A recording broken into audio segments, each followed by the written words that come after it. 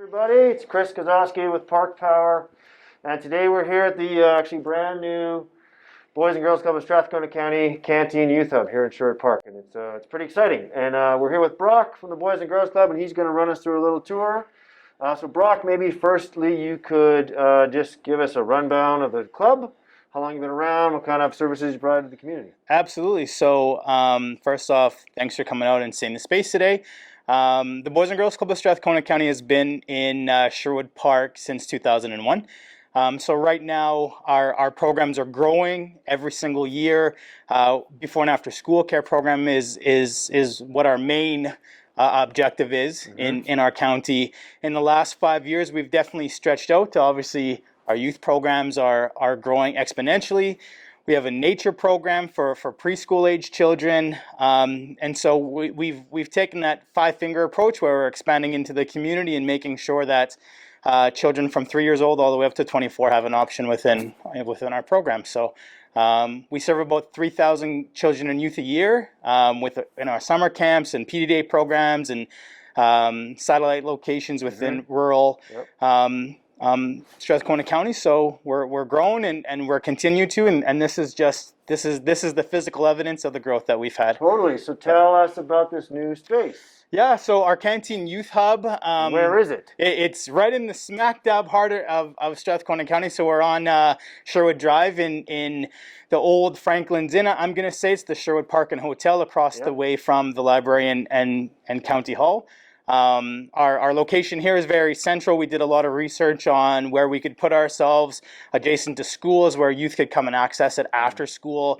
Yep. So our drop-in program that we run out of here is completely free to all children's and youth starting in grade 7 all the way up. Awesome. And we're looking at opening up the center to our grades 5s and 6s. So within this space right now, we have employment programs. We have such things as our LGBTQ program, which is called Gemstones. We have different leadership committees, and so it's all run out of here, and it's obviously just a space where youth can come in, find themselves, hang out with their friends. Maybe they want to, hang out in the arcade room. Maybe they want to watch a movie, and we have obviously common space too. So it's one-stop shop for if you're a youth in our community or a young adult looking for that support in employment services, whether it's resume building, where we can go out and help you find a job. Like I said, one-stop shop for kind of all the needs and resources that you would need. It's really awesome. You guys do a lot for the youth, and like finding the spaces for youth in any community, in a bedroom community, is really challenging, right? I mean, it's sort of funny. You were talking about why the kids want to come here, and I noticed there's this poster here that says, I enjoy the hub because there's lots of other things like the movie theater and the people, and the other ones like I don't have to watch my brother play hockey, or I don't have siblings here, right? So a pretty cool space, safe space, accessible to the youth of Strathcona County. Okay, well, why don't we run on a tour? Sure. And we'll show us some of the highlights of the new Canteen Youth Hub in Sherwood Park. Absolutely. So if you follow me, we'll start in our boardroom. In the boardroom here. Our boardroom, much like every single room that we offer within our Youth Hub space, is available for community access and community youth free of charge. So if you're a local business or you're another local not-for-profit and you're looking at boardroom space or you want that private meeting space, we don't charge anything for the use of any of our programmable space. So right now we run our board meetings out of here. We do a lot of our specialized programs, like our Gemstones program is run out of the boardroom. Obviously, with COVID being what it is, there's a cap on the amount of children and youth that we can have in the building as well as staff. So we're pretty on top of the amount of kids that we're allowed or youth that are in here. So when we run those specialized programs, we have a cap, but this room's open for them to set up their Chromebooks and laptops and do their employment stuff or learn a new skill through a different program that we're running here. And so in our building youth committee meets in here once a month, and that committee is very great at letting us know the gaps and issues that the youth are facing, and so they'll meet together and we'll all formulate a plan and maybe a program that we can offer or a service that we can offer to fill in the needs. And the gaps in the community. Well, can you tell me, when did you guys move into this space? Yeah, so we've been in, we took, our lease was in effect in August. We took about a month and a half to do all the renos and the painting and whatnot, and then we were ready to go for programs right in September, midway through September. So it's really brand new. It's a brand new space for us. You'll see that we have a little bit of a homey touch here. So all of our programs have a special painting up in the boardroom, and they all will mean something. They're all pieces of historical art tied into our location. So on the other end, you'll see the Madonna Lisa. We have a Madonna Club. So yeah, each of them has a special meaning to the room. And we're really trying to tie in our family feel to a lot of what we're doing in the building. Well, you're giving the youth an opportunity to be engaged in the community, right? Absolutely. Have their place and have their fill. Cool. Awesome. Let's carry on. Sweet. So we'll make our way into the theater room here. It's probably one of our most popular rooms. So the theater room itself is exactly how it sounds. So it's as I said before, it's a come in and access a space that whatever you want. We'll have specific programs. Maybe there's a movie playing. Jackbox is a huge hit with our youth. So we set it up. It's just a virtual game that everybody plays on their phones. So we set it up on the big screen. Our youth come in and they all get to interact and play a game together. All the answers show up on the screen, so it's really interactive. So there's a lot of popularity within this room, and as well as the other, our arcade room is probably our biggest hit. This is an awesome option. So all these arcade games are free plays. So you just jump on. There's about 10,000 games, each one of them.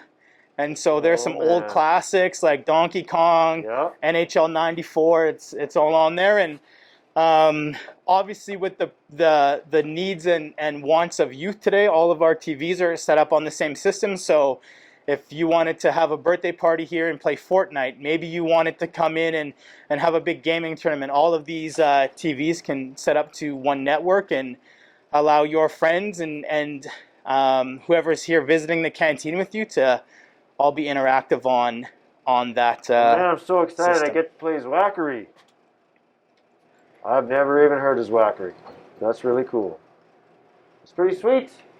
This is the arcade room. This is the arcade room. Okay, open to the community as well as you. Okay, so on that side will be programs and services from Altview Foundation, Big Brothers and Big Sisters, Volunteer Strathcona, and the last but not least is Saffron Sexual Assault Center. So in that space, there's going to be a learning lab for homework help and tutoring services. There's going to be a community kitchen that will have a hamper program. So if you're hungry or you're not eating a healthy meal, come in, grab some food. Nothing happens with us. You come in, it's private. There's another entrance over there. So you come in, grab, take what you would like. We have an awesome meeting room. It's going to be a warm atmosphere, couches, some rugs, some nice paintings on the wall, just to come in and talk. And, you know, maybe you need to vent. Maybe you just want a friend. Maybe you're coming in here for actual counseling from Saffron. It's all optioned here. And then last but not least, we're working right now with a local charity to create a youth fitness center. So fitness and wellness in general can be a super intimidating prospect for a lot of people, especially in a big gym. It's very expensive. We are going to look at creating that entire area into a local gym that's free of charge. So we take away 1,000 of the barriers to participation between personal training, right technique and form, and obviously the biggest one is the cost associated. Awesome. Really good. Okay, and what's this main space we have here? And this is really our social heart. So our social heart is just an opportunity for the youth to come in, sit with their friends, hang out, play some pool. Maybe they want to, we have 20 Chromebooks there that they can jump on. So whether it's their homework or whether it's communicating together, they play Among Us, which is a huge popular game for this age demographic. So the one thing that we're trying to do, and we've always tried to do it, is make sure that once you're in the Boys and Girls Club or you're attending the canteen, you feel like family. So if we don't have an area like this and we don't get to communicate together or sit together and be with each other, it's hard to sit here and say you can have that family feel, but we try really hard to make sure that we do. Okay, awesome. And then on the other side, we just sort of have office space, yes? Yeah, so we have our reception area, Yep. we have a director's office, and then a program coordinator's office. So, and that's been wonderful in itself. We're in two little portables in our last location. Yes. So to have this option and give our staff space and the efficiency that's coming from the work has increased multiple times Yep. from just that comfortability of having your own space, having a desk, having an appropriate workspace. So it's been an amazing move and a wonderful opportunity for us to show the impact that we have on the community, and you're seeing it full tilt as soon as we open. So That's awesome. And 20 years in the making. yep. Hey, everybody, I just want to talk a little bit about maybe why we're here, the Boys and Girls Club, and why Park Power is a big supporter of the Boys and Girls Club. So when I launched in 2013, I built profit sharing into my business model right from the get-go. And so I was this like young nobody or younger nobody in the community, and I went out to a few organizations and said, hey, I have this small business and I'd like to give you some money. And it's not, but it's not going to be very much money, but it's going to keep growing every year. And so the Boys and Girls Clubs were one of the first 3 community partners that Park Power had.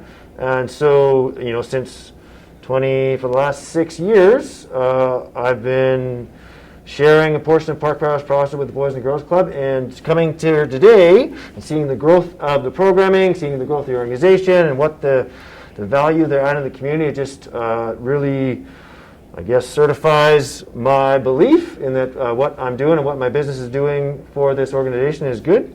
So I'm just really happy to be here and really happy to showcase to you the great work they're doing in our community.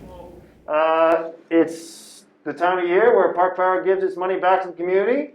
And this year for the Boys and Girls Club, we have this big giant or average sized giant check to give to Brock to showcase the Boys and Girls Club and the Canteen Youth Hub. And here we go. And we'll just sort of each get a hand on it and do something fun. We're like, yeah, I rock out.